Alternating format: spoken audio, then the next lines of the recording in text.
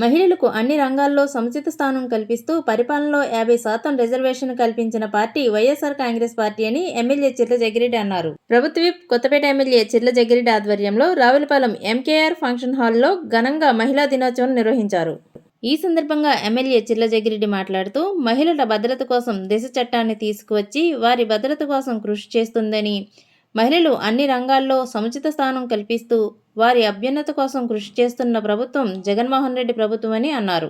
ప్రతి సంక్షేమ పథకం మహిళల బ్యాంక్ ఖాతా ద్వారా నేరుగా జమ చేసి వారి ఆర్థిక అభివృద్ధికి పెద్దపీట వేస్తుందని అన్నారు. ప్రజా ప్రతినిధులుగా, ఇల్లాలుగా, అమ్మగా, సోదరిగా, కూతురుగా మన ఇంట్లో సంతోషాలు నింపుతూ వివిధ రంగాల్లో సేవలు అందిస్తున్న మహిళలను సత్కరించుకొని ఆడపడుచులకు పసుపు, కుంకుమ, గాజులు, చీర, స్వీట్స్ అన్నీ ఇచ్చి గౌరవించుకోవడం అదృష్టంగా భావిస్తున్నానని అన్నారు.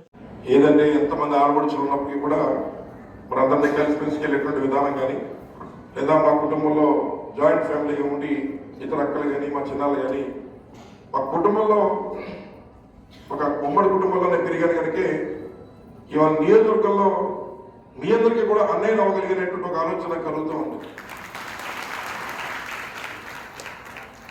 అన్ని నియోజకవర్గాల్లో శాసనసభ్యులు గెలుస్తారు, సంక్షేమ కార్యక్రమాలు అమలు చేస్తూ ఉంటారు, రొటీన్గా జరిగేటువంటి కార్యక్రమాలే.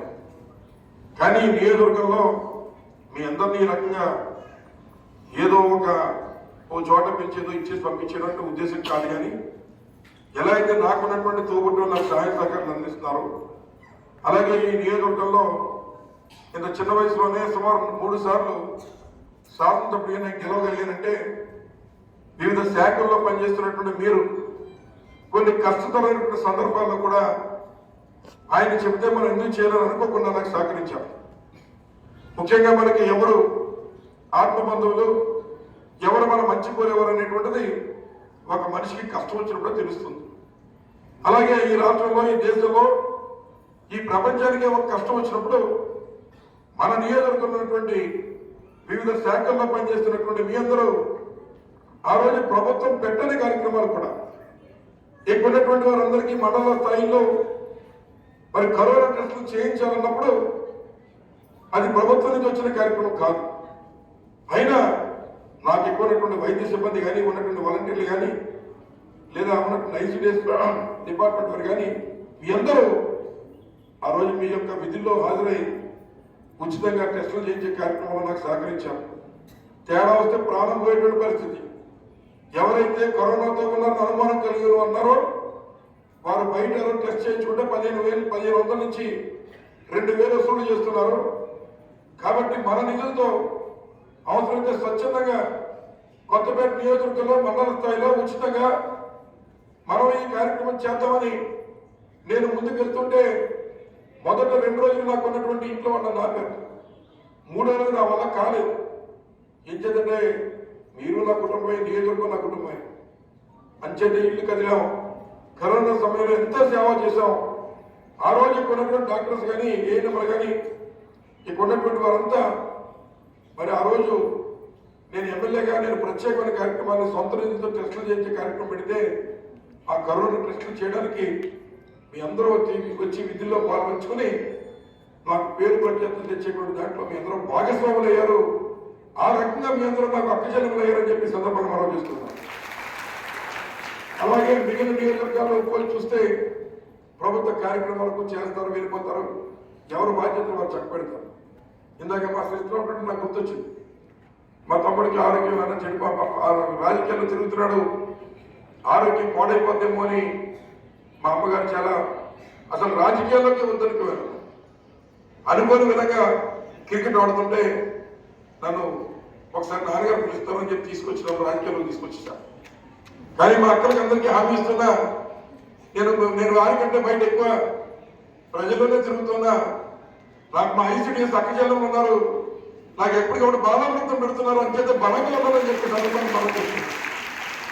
కరోనా టైంలో మీరు చేసినటువంటి సేవలు కానీ, అలాగే ఉన్నటువంటి సచివాలయ సిబ్బంది కానీ, మరి ముఖ్యంగా ఇంకా ఉన్నటువంటి వివిధ శాఖల్లో ఎండిఓస్గా, అలాగే అగ్రికల్చర్ డిపార్ట్మెంట్, కేంద్ర డిపార్ట్మెంట్లో పనిచేస్తున్నటువంటి వారు కానీ, యంత్రాంగం అంతా ప్రభుత్వ యంత్రాంగంలో పనిచేస్తున్న మీ అందరూ మరి నాకు సహాయ సహకారాలు అందించారు. ఈ నియోజకవర్గంలో మిగిలిన చోట ఎలా ఉన్నా ఈరోజు మనం ట్రాన్స్ఫర్ రాకుండా ఇక్కడే మళ్ళీ మన సీట్ రావడానికో లేదా నువ్వు పని చేసుకోని చెప్పి ధైర్యంగా జగన్మోహన్ గారు చెప్పారంటే అందులో నా ఒక్కడి యొక్క కష్టం కాదు, మీ అందరి యొక్క కష్టం ఉందని చెప్పి సందర్భంగా మనం చేస్తున్నాం. ఎందుకంటే ఈరోజు చూసిన సినిమా రేపు చూడం, మళ్ళీ కొత్త సినిమా కావాలి జనాలకు కూడా. కానీ 50 సంవత్సరాలు చూస్తారు మా సినిమా. మన నాన్నగారు 6 ఎలక్షన్లు అంటే 6 5 30 సంవత్సరాలు, నేను 5 ఎలక్షన్లు 20 సంవత్సరాలు, 50 సంవత్సరాల నుంచి రాష్ట్రంలో ప్రతి అసెంబ్లీ ఎలక్షన్లో పోటీ చేసిన కుటుంబాలు 4 కుటుంబాలు ఉన్నాయి. రాజశేఖర్ గారిది, చంద్రబాబు నాయుడు గారిది, లేదా మాది, అలాగే మరి ఉన్నట్టు కాసు బ్రహ్మానంద గారి కుటుంబం. ఎట్లా 4 ఒక 4 ఉంటే అంతమించడం. ఈ గౌరవాన్ని ఇచ్చినటువంటిది ఈ నియోజకవర్గ ప్రజలైతే వారికి అన్నించు మాతో పాటు సేవ చేయడంలో మీ అందరూ కూడా భాగస్వాములు అయ్యారు. ఆ రకంగా ఈ రకమైన పేరు ప్రఖ్యాతులు రావడానికి మీ అందరూ కారణభూతులయ్యారని చెప్పి సందర్భంగా మనం చేస్తూ, మరి ఏది ఏమైనా సమయం మించిపోతుంది. మరి మీ అందరికీ తెలుసు రేపు ఎన్నికలకి వెళ్ళిపోతున్నాం. నేను ఒక్కరిని వెళ్ళి యుద్ధం చేయాలంటే యుద్ధం చేయలేక కాదు. మరి యుద్ధానికి మీ తమ్ముడు మీ అన్నయ్య ముందుకు వెళ్తున్నప్పుడు మీరు ఒక మాట చెబితే దాని ప్రభావం ఎలా ఉంటుందో తెలిసినటువంటి వ్యక్తులు.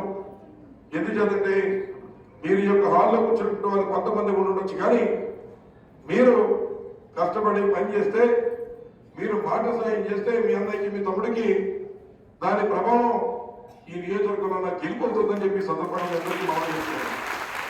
అవన్నీ కూడా గతంలో మరి చంద్రబాబు నాయుడు గారు ఓట్ బ్యాంక్ రాజకీయాల కింద వాడటం జరిగింది.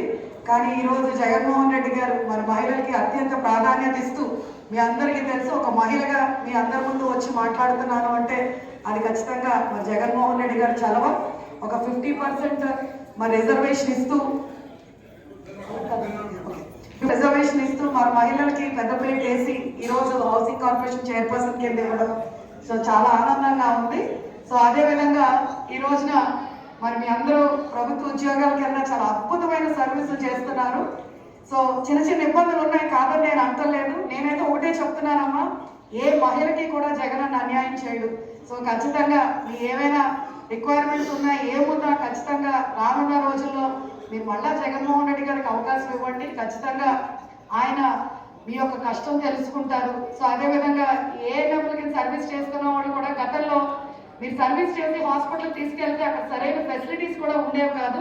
కానీ రోజులు మారిపోయినాయి. ఈ రోజున మీరు ధైర్యంగా ఎవరినైనా ఒక డెలివరీకి అవ్వనివ్వండి, ఒక ట్రీట్మెంట్కి అవ్వండి, ఒక ప్రభుత్వ హాస్పిటల్కి తీసుకెళ్లారు అంటే అక్కడ అన్ని రకాలుగా కూడా ఈరోజు జగనన్న ప్రభుత్వంలో ఫెసిలిటీస్ పెడుతున్నారు. ముఖ్యంగా మిమ్మల్ని అందరినీ ఒక ఫ్యామిలీ మెంబర్స్ ని చూసుకుంటూ మరి ఈరోజు మహిళా దినోత్సవం రోజున మరి వాళ్ళ ఇంట్లో ఉన్న లేడీస్ అందరినీ కూడా తీసుకుని వచ్చి నన్ను ఆహ్వానించి మరొక మంచి ఆతిథ్యం ఇచ్చిన ఒక గొప్ప ఎమ్మెల్యే గారు.